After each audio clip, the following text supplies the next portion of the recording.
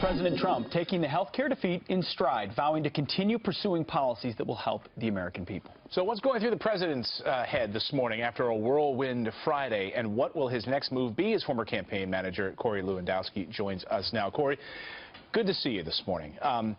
Interesting piece in the Wall Street Journal this morning about how the president can govern going forward. It says he doesn't have a coalition right now. He needs to build a coalition in order to get things done moving forward, tax reform and anything else he wants to do. Do you agree with that?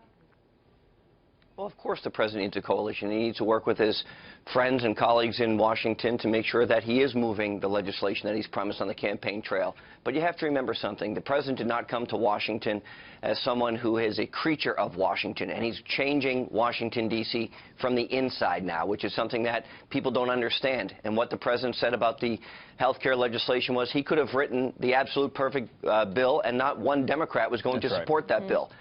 And what we know is that it took Barack Obama until March of 2010 to get Obamacare through Congress. It's now 7 years, just after 7 years, that bill has been in place. This president is someone who wants to get things done.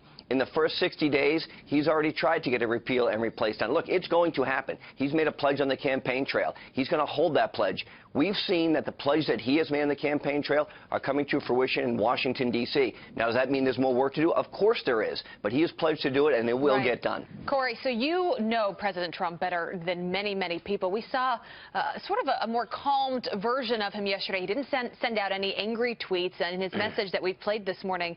Obviously, he was upset about this bill, but then he even talked about reaching across the aisle. When the Democrats are willing to come to me, I want to negotiate. I want to get this bill done. I want to get it right, saying that he wants to work with them, work with Democrats. Help us understand what's going on inside his mind this morning as he's trying to figure out how to move forward, how to get this right. Well, the president always said he wants to make sure that the American people have health care. And what he said on the campaign trail and continues to say is we're not going to throw people out, and we're not going to have people who have pre-existing conditions who can't get coverage. That's not going to happen, which means Democrats should be supporting those ideals. It means if you're under 26 years old and want to stay in your parents' health care, you should be able to do that. That's not a Republican idea. That's not a Democrat idea. That's an American idea. But that means he's also never going to get members of the Freedom Caucus on board. If that's where his head is, he has to know he's not going to get those I don't agree with that. Look, I don't agree with that. If the members of the Freedom Caucus, and many of them are friends of mine, want to throw people off because they've got pre-existing conditions, and shame on them. You have to take care of the American people. If people who are under 26 years old need to stay on their parents' health care, then they should be able to do that. That's not a Republican or Democrat idea. That's an idea for the American people.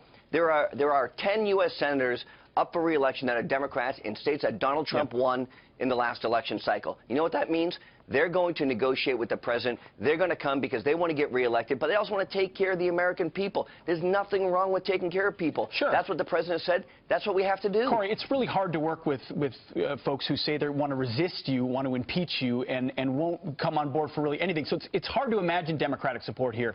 But could Speaker Ryan have not delivered better for his caucus? Ultimately, it was Republican votes that fell short. It was believed he could deliver them, and he did not. Now, the president didn't name him by name in the Oval Office, but is there frustration with the inability of the Speaker to deliver this? Well, I don't want to just blame Speaker Ryan, candidly. I think the entire House leadership and the Senate leadership were not on the same page when this bill was rolled out. I think, what we saw was that the House members were saying that if we pass certain components of this bill due to the arcane rules in the Senate wasn't going to be able to do that due to budget reconciliation issues. Look, I think, and I've said this very clearly, I think it was a mistake not being able to put health care where you can purchase it across state lines in their initial bill. What we heard is this is going to be in version 3.